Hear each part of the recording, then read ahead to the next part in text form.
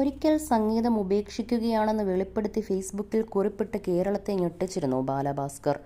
താൻ സംഗീത ജീവിതം അവസാനിപ്പിക്കാൻ പോകുന്നുവെന്ന പ്രഖ്യാപനം ഏറ്റവും അടുത്ത ഒരു സുഹൃത്തിൽ നിന്നും നേരിട്ട വഞ്ചനയാണ് ഇങ്ങനെയൊരു തീരുമാനമെടുക്കാൻ അന്ന് അദ്ദേഹത്തെ പ്രേരിപ്പിച്ചത്.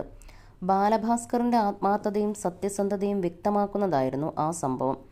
ജീവിതത്തിൽ എല്ലാവർക്കും മനസാക്ഷി സൂക്ഷിപ്പുകാരുണ്ടായിരിക്കും. എനിക്കുമുണ്ടായിരുന്നു എൻ്റെ എല്ലാ കാര്യങ്ങളും മനസ്സിലാക്കിയ സുഹൃത്ത്. ഞാൻ അയാളുമായി സ്വപ്നങ്ങൾ പങ്കിട്ടു. ജീവിതത്തിലെ സുപ്രധാന തീരുമാനങ്ങൾ എടുത്തതും സുഹൃത്തുക്കളോട് ആലോചിച്ചാണ്.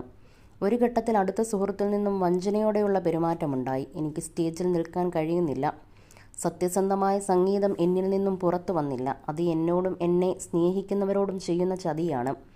ഇതായിരുന്നു ബാലഭാസ്കറിൻ്റെ പഴയ പോസ്റ്റ്.